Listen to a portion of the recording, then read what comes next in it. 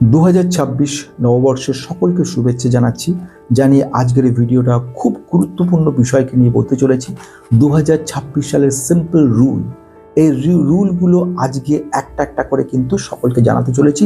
এই মতো এগোতে হবে। কি কি রুল রয়েছে? প্রথম 1 নম্বর যে রুলটা রয়েছে সেটা হচ্ছে থিম নয়, কোম্পানি কিনবো, অর্থাৎ কোম্পানির বিজনেস দেখবো, কোম্পানির হাইপ দেখবো না। কোনো একটা মিডিয়া হাইপ হলো, কোনো একটা বিরাট নাম হলো, এসব দেখে নয়, কোম্পানির বিজনেস দেখে তবে কিন্তু আমরা ইনভেস্ট করব। প্রথম আমরা সব সময় ক্যাশ ফ্লোকে ভালো করে চেক করব। দেখা গেছে অনেক কোম্পানির ক্ষেত্রে ফ্রড বেরিয়েছে, যেরকম জেনসল ইঞ্জিনিয়ারিং, অনেক জায়গায় ফ্রড হতে হতে বেঁচে গেছে, যেরকম কেইন্স টেকনোলজি কিংবা রিফেক্স ইন্ডাস্ট্রিজ। তাহলে এই ধরনেরগুলো জানতে গেলে আমাদের ক্যাশ ফ্লো দেখতে হবে। সত্যম কম্পিউটারকে যদি দেখতেন তাহলে দেখতে পারতেন ক্যাশ ফ্লো কিন্তু ধোকা দিতে পারে না। Balance sheet, profit and loss অ্যাকাউন্টে ধোকা দেওয়া যায়, সেলসে ধোকা দেওয়া যায়, কিন্তু নগদ ক্যাশ আপনার পকেটে কত টাকা আছে সেটা কিন্তু ধোকা দেওয়া যায় না। তাহলে ক্যাশ ফ্লো স্টেটমেন্টকে ভালো করে নজরে রাখুন। নাম্বার 3, এই রুলসকে আমরা ফলো করতে চলেছি, সেটা হচ্ছে লো ডেপ্ট। ঋণের পরিমাণ কম রয়েছে যেসব কোম্পানিগুলোতে আমাদের টার্গেট থাকবে সেসব কোম্পানিতে, অর্থাৎ ঋণ কম রয়েছে বা ঋণ মুক্ত কোম্পানিতে আমরা সঙ্গে সঙ্গে কিন্তু ইনভেস্ট করব। আমরা কখনো ঋণ প্রচুর রয়েছে এমন কোনো কোম্পানিতে কিন্তু ইনভেস্ট। Number 4, ignore noise.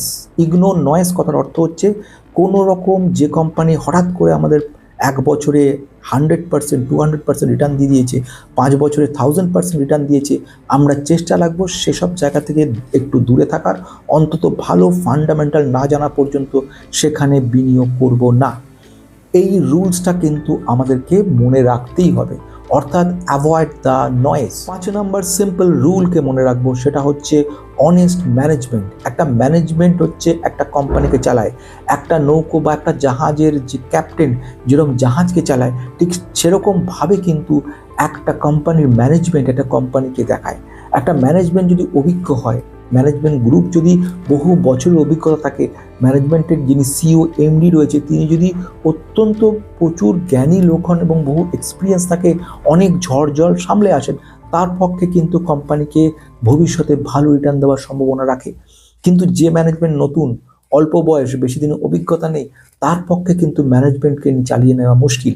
যে ম্যানেজমেন্ট নিজে সেল করে চলেছে নিজের স্টেক, অথচ সব সময় বড় বড় বক্তব্য রাখছে আগামী 5 বছরে আমরা ট্রিপল করব, ডাবল করব, যে ম্যানেজমেন্ট থেকে বারবার বক্তব্য রাখছে যে অমুক তমুক করতে চলেছি, সেই ম্যানেজমেন্ট প্রচুর ডিভিডেন্ড দিয়ে চলেছে, সেই ম্যানেজমেন্ট লোন নিচ্ছে, সেই ম্যানেজমেন্ট নিজেরা ধার করছে, সেই ম্যানেজমেন্ট বন্ধক রেখে সেই টাকা কাজে লাগাচ্ছে, সেখান থেকে দূরে থাকবে। অর্থাৎ ম্যানেজমেন্ট সম্পর্কে উদাসীন নয়।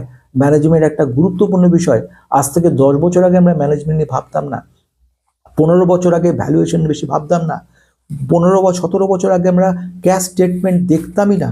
কিন্তু দিন যাচ্ছে তত চ্যালেঞ্জ হয়ে যাচ্ছে, তত আমাদেরকে খাটতে হচ্ছে, বুঝতে হচ্ছে, তত বেশি পরিমাণে আমাদের জানতে হচ্ছে এবং সব সময় সতর্ক থাকতে হচ্ছে। এই না হলে কিন্তু যখন তখন আমাদের ফেসে যেতে পারি।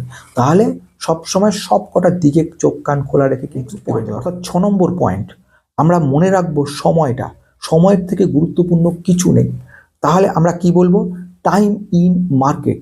সময় দাও, টাইমিং ইন মার্কেট নয়, টাইম ইন মার্কেট, অর্থাৎ মার্কেটে ইনভেস্ট করে অনেকটা সময় দাও।